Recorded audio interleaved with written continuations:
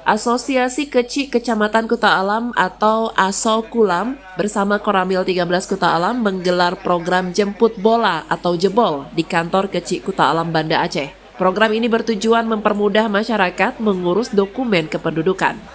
Layanan yang disediakan meliputi pembuatan akta kelahiran, akta kematian, perekaman EKTP, identitas kependudukan digital hingga kartu identitas anak.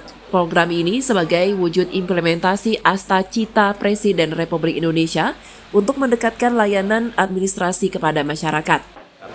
Jadi hari ini kita menjemput bola dengan program jemput bola terhadap masyarakat yang sampai dengan saat ini masih belum ada identitas yang lengkap seperti akte kelahiran, kemudian KTP anak maupun KTP dari orang tuanya. Ini segera kita data untuk mempermudah juga pendataan Dukcapil yang ada di Kota Banda Aceh ini.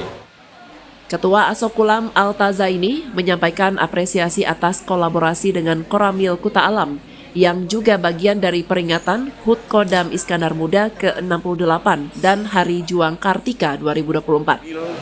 Dalam rangka Hari Juang Kartika dan hari ulang tahun Kodam Iskandar Muda, ya kita melakukan kegiatan-kegiatan kemasyarakatan. Salah satunya seperti jemput bola yang kita adakan di Gampong Kuta Alam ini, dan kita juga sekaligus melaksanakan program Presiden Republik Indonesia itu Asta Cita.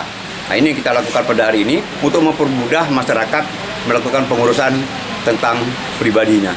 Kegiatan ini turut dihadiri PJ Wali Kota Banda Aceh Al-Muniza Kamal yang secara simbolis menyerahkan KIA dan akta kelahiran kepada warga.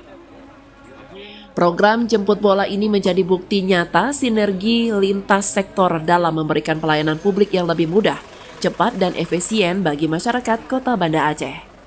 Dari Banda Aceh, Tim Liputan Aceh TV melaporkan.